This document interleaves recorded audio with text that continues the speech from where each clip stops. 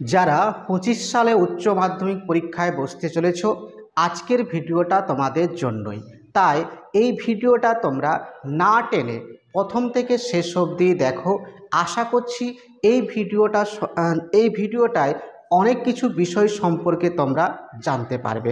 আজকে আমি আলোচনা করতে চলেছি আমাদের ব্যাকরণ বা ভাষা অংশের যে 5টা টপিক রয়েছে, সেই 5টা টপিকের মধ্যে কোন টপিকটা থেকে এই বছর 5 মার্কের কোশ্চেন আসার সম্ভাবনা উজ্জ্বল রয়েছে, এই বিষয়টায় তোমাদের সামনে স্বচ্ছ একটা ধারণা দেওয়ার চেষ্টা করছি।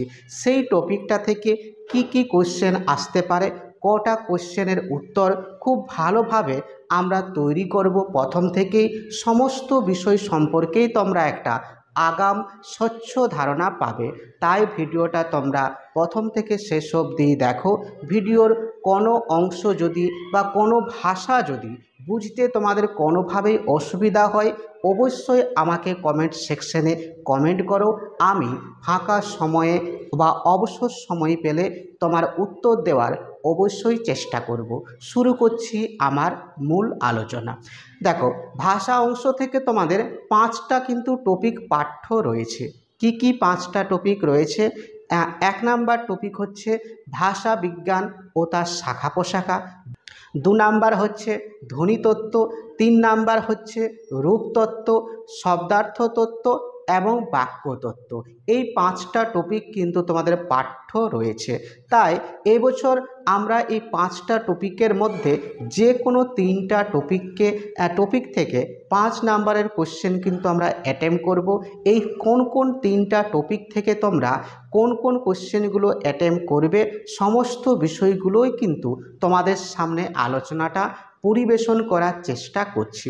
দেখো, তা এই 5টা টপিকের মধ্যে সবথেকে গুরুত্বপূর্ণ টপিক হচ্ছে বাক্যতত্ত্ব।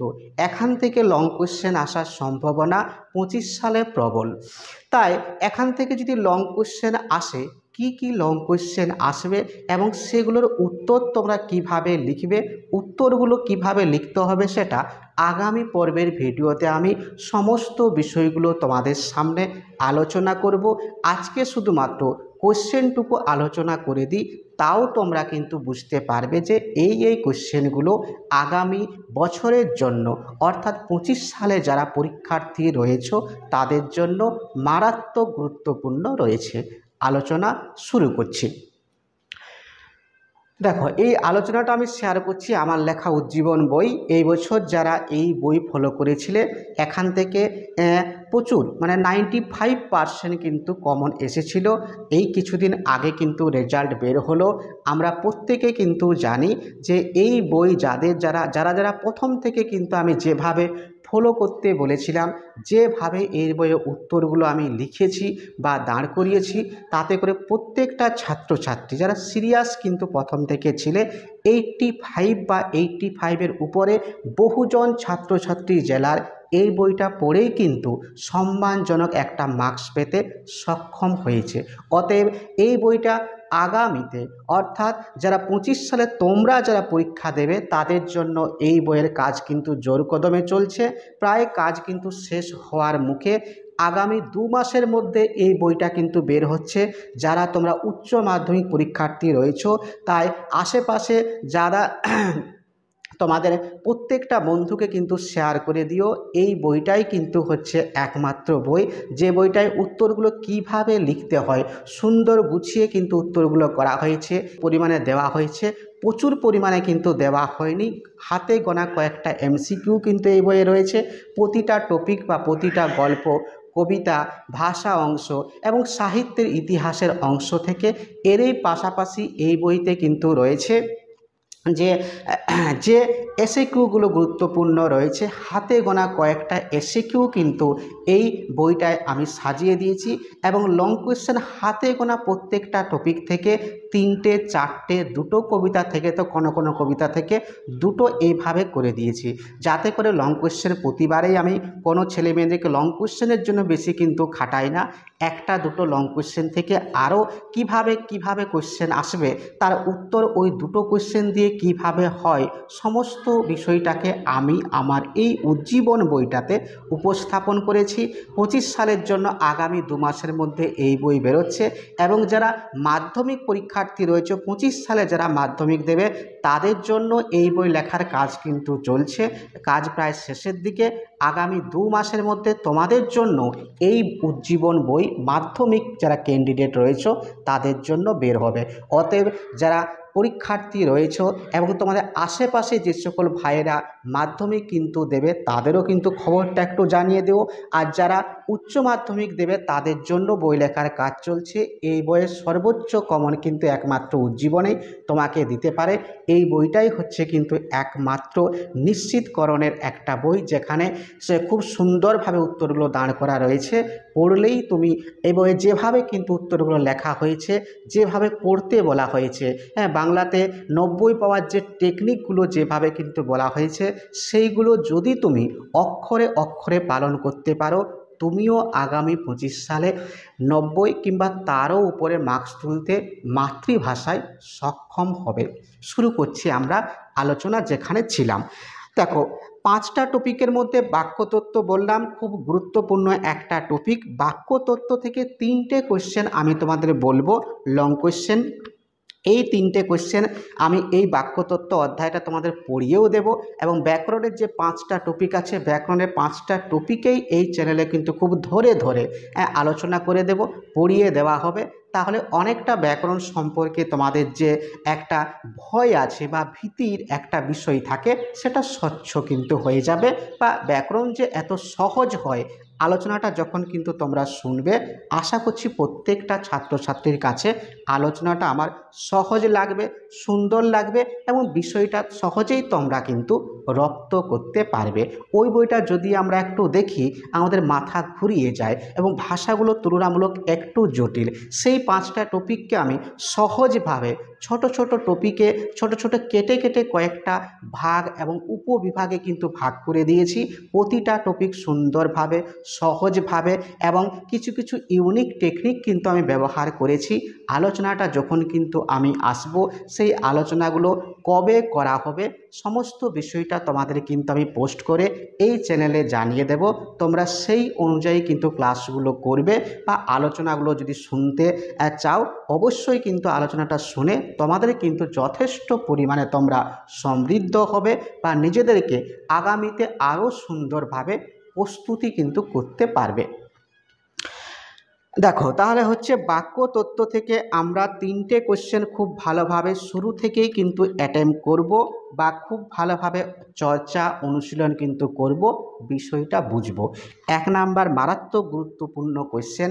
এই কোশ্চেনটা 23 সালেও কিন্তু তোমার 23 সালেও কিন্তু আসার মতো ছিল, আসেনি।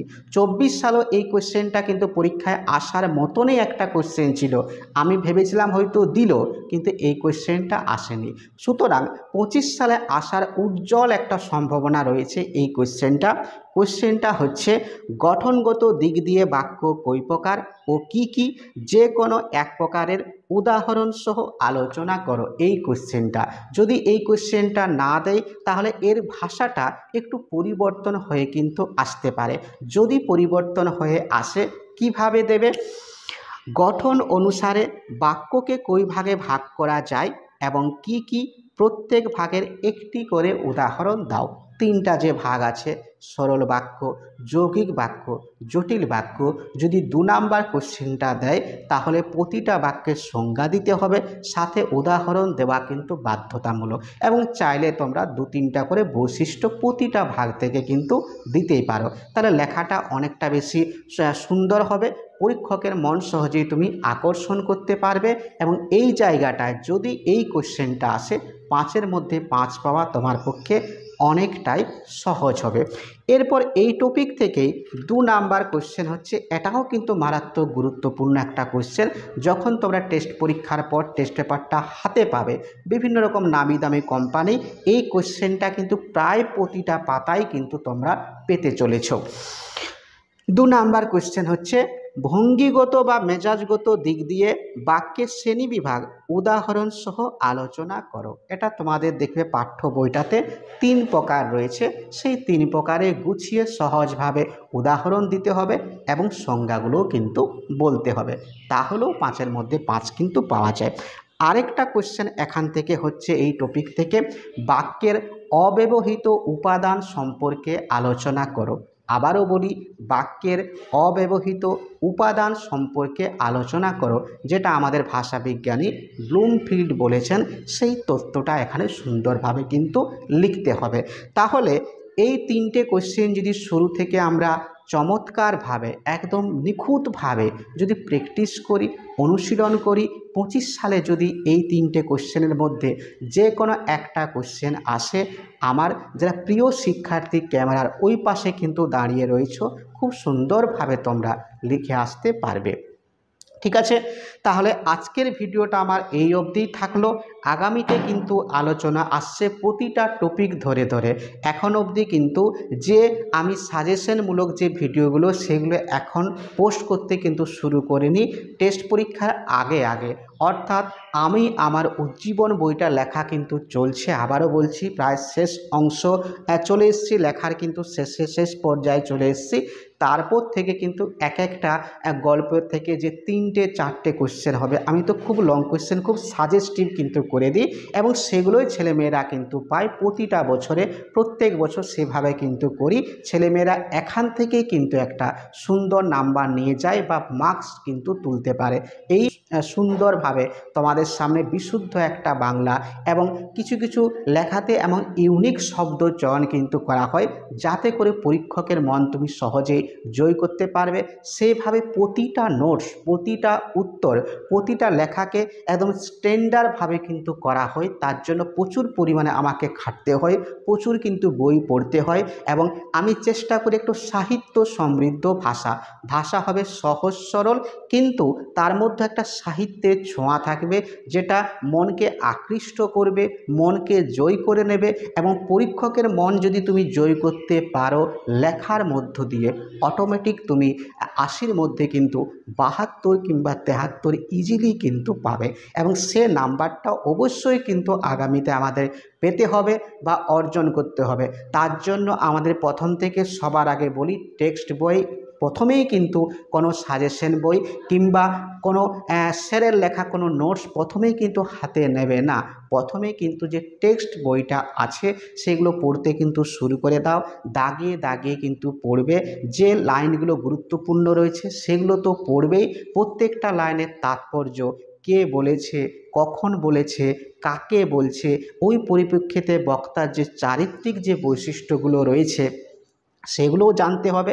এবং যেগুলো কিন্তু জনপ্রিয় কোনো লাইন নয়, বা যেগুলোর থেকে কিন্তু তোমার খুব চর্চিত যে লাইনগুলো কিন্তু নয়, সেগুলো খুব ভালোভাবে আমাদের চর্চা করতে হবে, অনুশীলন করতে হবে। কারণ গল্প থেকে লাইন ঘুরিয়ে কিন্তু প্রশ্ন আসতে পারে, নাটক যে দুটো আমাদের রয়েছে সেখান থেকেও লাইন ঘুরিয়ে কিন্তু প্রশ্ন আসতে পারে। আমার বাংলা অংশ থেকে আমি বলেছি 2টো টপিক কিন্তু তোমাদের পড়াবো, তার মধ্যে একটা কোশ্চেন তোমরা কমন কিন্তু পাবে।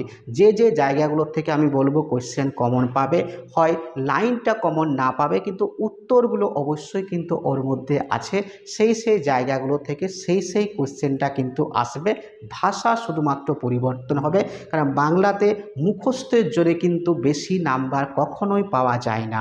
তোমাকে সেইভাবে প্র্যাকটিস করতে হবে, অনুশীলন করতে হবে, ঘড়ি ধরে কিন্তু লেখার অভ্যাস করতে হবে, টেক্সট বই পড়তে হবে, তারপরে নোটস পড়তে হবে, তারপরে কিন্তু প্রচুর লেখার পরিমাণ কিন্তু, যাতে লেখার মধ্যে নিজস্বতা থাকে, মৌলিকতা থাকে, তুমি যাতে বানিয়ে লিখতে পারো। সে যে নোটসটা লিখিয়ে দিয়েছেন সেটা যদি পরীক্ষায় না পড়ে, তাহলে সেটাকেও তুমি কি করে বানিয়ে লিখতে পারবে। লং কোশ্চেন যদি হয় 150 ওয়ার্ডের মধ্যে লেখাটা উপস্থাপন করতে পারবে। আগামীতে সমস্ত ইউনিক টেকনিক টেকনিকগুলো এই চ্যানেলের মাধ্যমেই আমি পোস্ট করব। অতএব চ্যানেলে তুমি যদি নতুন হয়ে থাকো অবশ্যই চ্যানেলে তুমি জুড়ে থাকো, তুমিও সমৃদ্ধ হও। তোমার আশেপাশে যে বন্ধু বান্ধবীরা রয়েছে যারা এখনও পর্যন্ত পড়াটা শুরু করেনি, মাতৃভাষায় কিভাবে পড়লে 90 পাওয়া যায় এই টেকনিক যারা কিন্তু এখনও জানেনি, সবার কাছে এই ভিডিওটা অবশ্যই কিন্তু তুমি পৌঁছে দাও। এই দায়িত্বটুকু তুমি কিন্তু নাও, তুমিও সমৃদ্ধ হও, তারাও যাতে সমৃদ্ধ হওয়ার সুযোগটুকু থেকে কোনোভাবে বঞ্চিত না হয় সেই চেষ্টা করো। ধন্যবাদ প্রত্যেকটা আমার প্রিয় শিক্ষার্থীদের।